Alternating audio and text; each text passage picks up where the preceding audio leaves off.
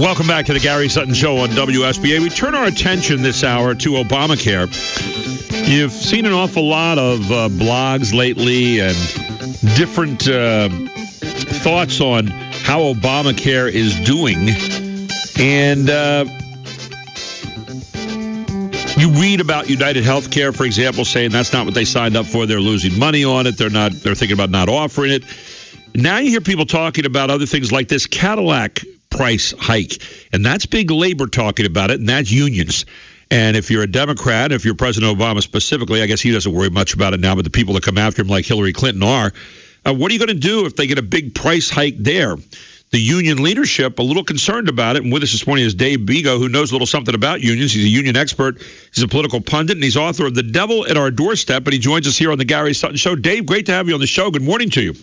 Oh, thanks, Gary. I appreciate you having me on. Dave, you're seeing a lot more stories lately about Obamacare not quite doing what everybody said it was going to do in the beginning. And, of course, I remember also there were everybody who was saying this thing isn't going to work. It's not built the right way. There's too many exemptions. There's too many favors being done.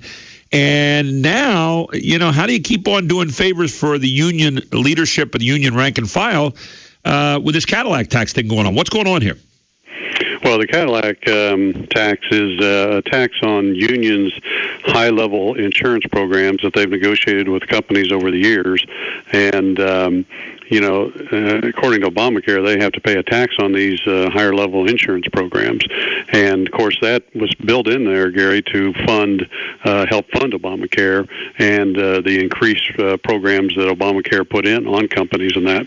And the unions, what's interesting about this, the unions didn't even look at this and really weren't even concerned about it when it first came out, because the SEIU is really the biggest union behind all this, because they represent mostly healthcare workers.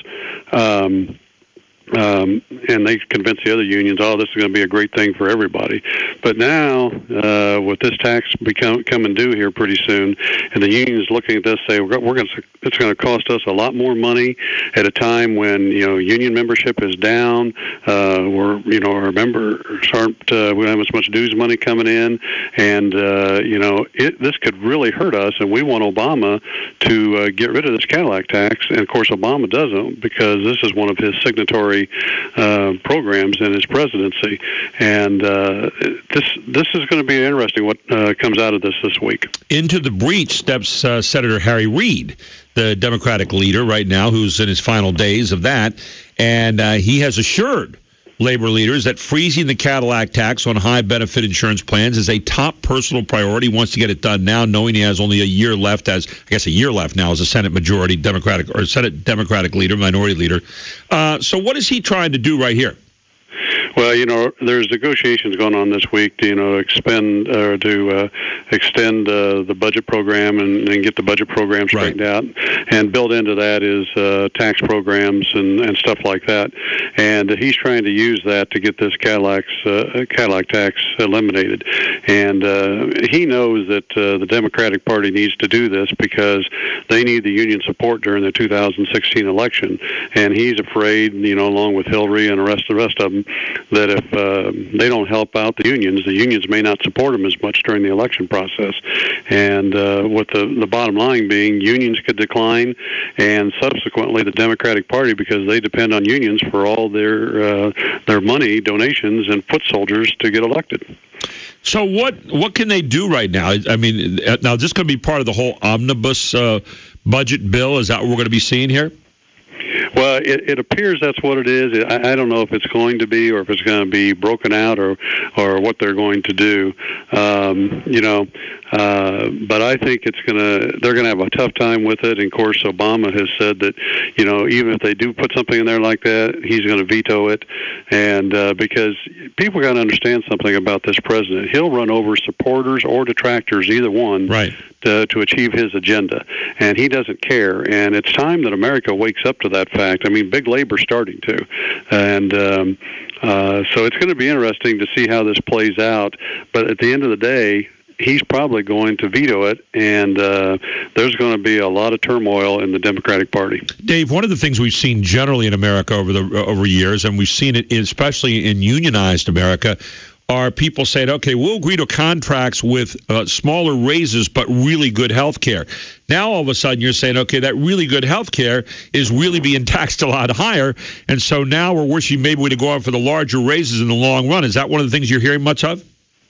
I really haven't heard much about larger raises in that. The biggest thing the unions are really afraid of is that their ability, especially in this economic climate, to be able to go out and improve memberships' wages or their benefit programs, and when they have this added on top of it, their costs are going higher, and what they're afraid of is okay, how do we achieve something for our membership and still keep our costs down and be able to negotiate something with these companies. And they're between a rock and a hard spot, to be honest with you. Dave, tell us a little bit about unionized America right now. You're kind of a union expert. And, we look at that and we say, have unions gone past where they should have? I mean, we all agree, I think, that there was a big place for unions in this country for a long time to, wages, hours, working conditions. We all know the story. But, are unions going past where they are now, seen as more of a bad thing in society than a good thing in society? Well, yeah, I think the problem is, and you're right, at one point unions were good things, and I talk about that in my book, The Devil at Our Doorstep. But they've kind of lost their way, and they've become a group that's more interested in their own pocketbook and their political agenda. And what I see across the country, because I deal with companies and people all the time from coast to coast, is that employees are getting fed up, and union members are getting fed up with the union bosses, and they're really looking at ways to get out of the unions, whether it's through right to work or decertifying or whatever it may be. And when you add all this other stuff on top of the unions with the cost in that, and a lot of their health care programs are underfunded for a lot of unions, it's putting them in a real bind, and they're kind of in a death spiral. And they know that if they don't get a Democrat elected in this next presidency, it could be the end for the unions as we know them in this country. When you look at unionized America, Dave, the perception by a lot of people is that the unions hold sway over a whole lot of people. And really, we've seen union membership drop pretty drastically over the years. Can you give us any kind of numbers, give us an idea on that? Am I wrong on that? Oh, no, you're exactly right. Union membership used to be 35-40% of the workforce. Today, it's 11% or a little bit less, and it's about 6% of the private workforce. And so that's a tremendous drop. And a lot of it's because the unions, instead of continuing to take care of the membership, have been more intent on growing and becoming bigger and using their money for political agendas for their own desires and needs and stuff like that, instead of taking care of the membership. And, that's why some of their programs, I don't know if you saw here lately that the retirement programs, a lot of them are underfunded, and right. The government's going to give them a pass on that. And the same thing with health care. So what they've done is they've taken the dues money up from their members and used it for their own purposes and instead of the members they represent. It's amazing to me how, the turmoil is there, but not amazing at all when you think about the fact that a lot of these people have, as you said, become very, very, very political.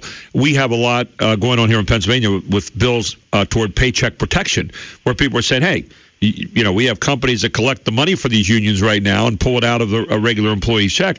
You want to do that, go do it yourself. Okay, there's a lot more of that kind of feeling, it seems to me, among people in Pennsylvania and maybe elsewhere around the country who are saying, you want to go get people signed up for a union, go do it yourself. But don't ask us to go out there and do it for you, and don't then also collect that and then use 100% of the money toward one particular political party when we know it's about a 60-40 split, Democrat versus Republican in this country.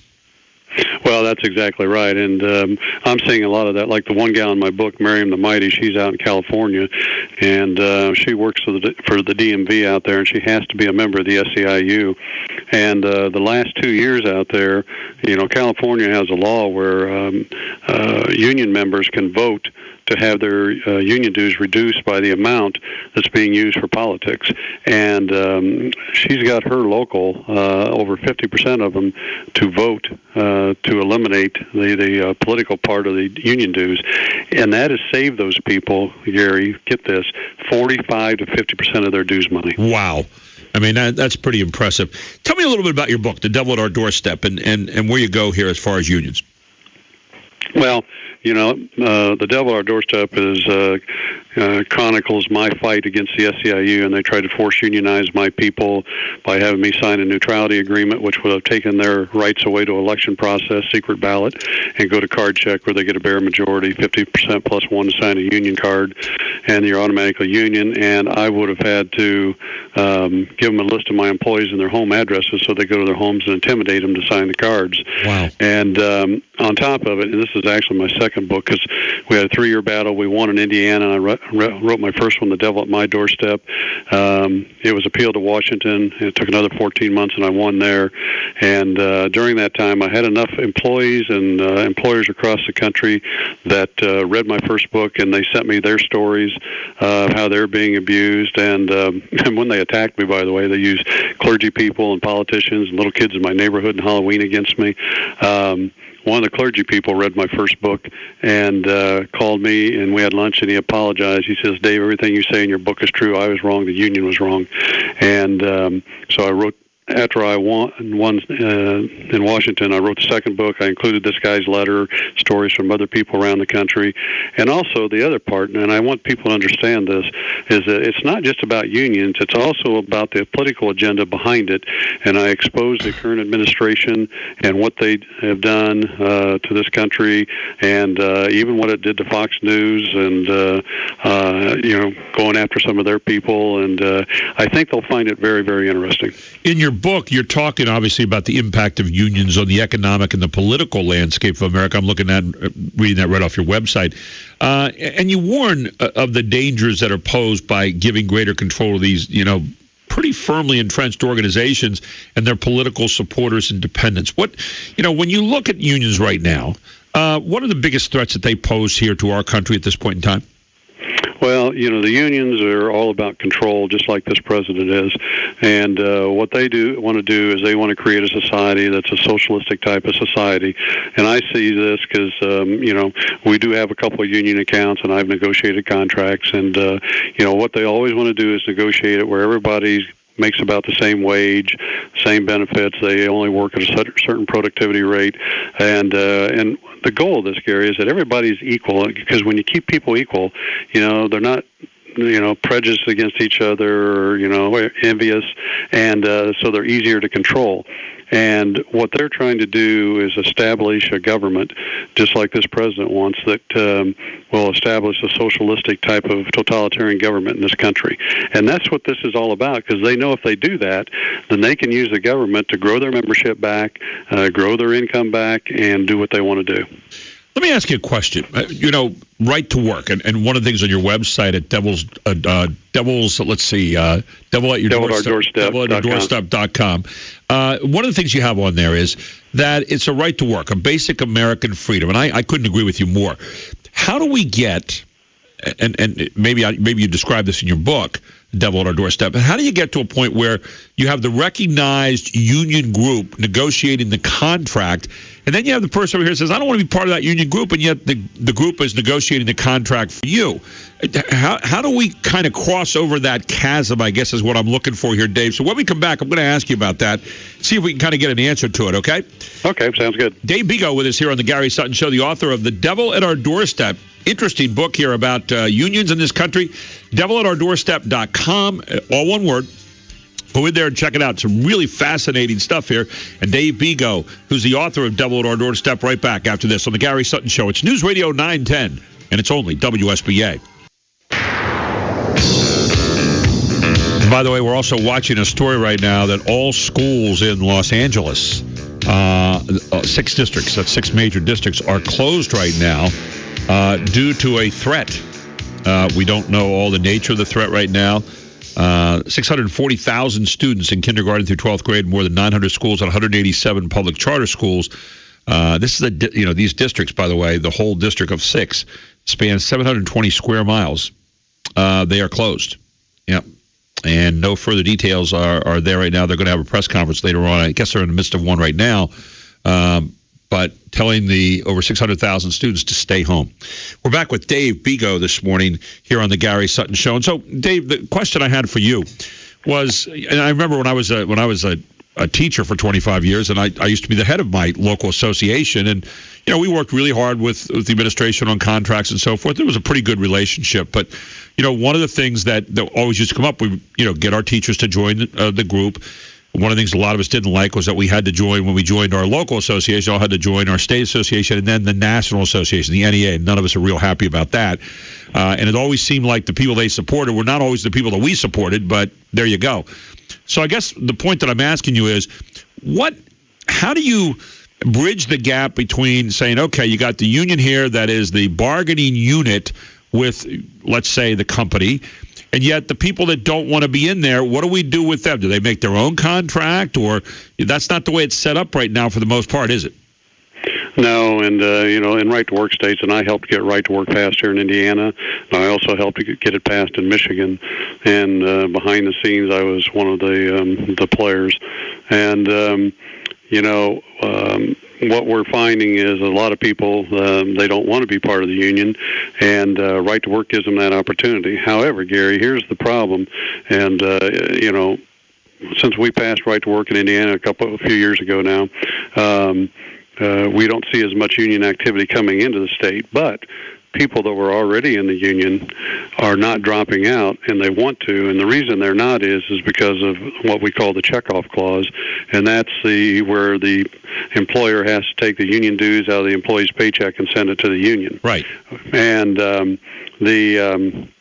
So, what we're seeing is union bullies behind the scenes, and a big part of it's with teachers, to be honest with you, because I know a lot of teachers. Yep.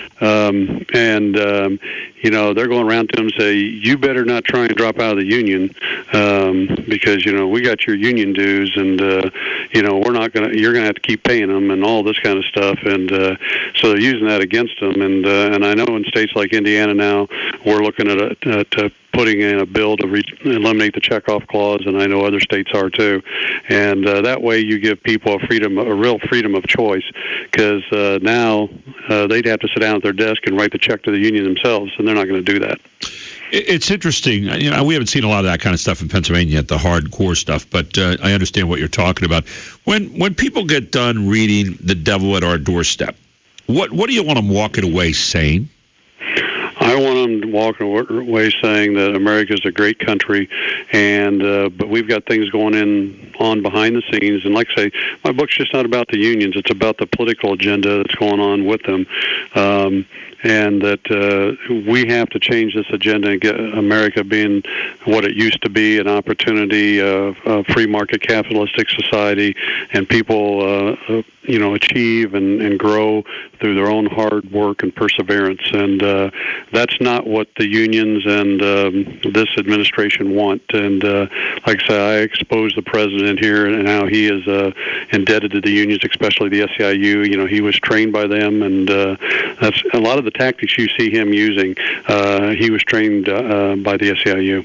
One of the other things, too, I think today that is so, it's got so many feathers ruffled out there among citizens around the country, is this crony capitalistic kind of society we have, because it's made a lot of people sour on capitalism, when in reality, capitalism is based on ethics, it's based on some honesty, it's based on some goodness, it's based on competitiveness, and I think a lot of us, understand it that way, and the free market system is something that has proved to be better than anything else in the world, even though it may have some of its faults, right? Well, that's exactly right. And people, they throw that up to me all the time.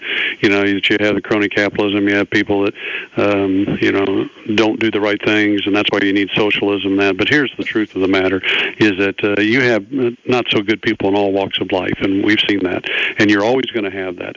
What we need, though, is an opportunity for people to go out and be their best, because when it happens, as we've seen with America, it's brought more prosperity and opportunity to people than any country in the history of the world. Yeah, you're absolutely right, Dave. The name of the book is The Devil at Our Doorstep. Dave, where can people pick it up? They can go to my blog, The Devil at Our Doorstep blog. Doorstep.com. I'll get it out, yeah. And they can buy it through there and read my blogs, or they can go to Amazon and buy it. Hey, really appreciate you being with us this morning, Dave. Hope we can do it again soon. Well, thank you. I really enjoyed being on your show. Thank you very much, and a Merry Christmas to you. Merry Christmas. Take care. Thank you, Dave. Bye-bye. Bye-bye. You know, when I say Merry Christmas anymore, some people kind of laugh, like, you're not supposed to say it. Well, it's kind of a nice salutation, right? If it turns out you're Jewish, Happy Hanukkah. If it turns out you're something else, Happy Kwanzaa. If it turns out you're not any of that, Happy Day. All right? That's kind of where we're at here on the Gary Sutton Show. Nice thoughts.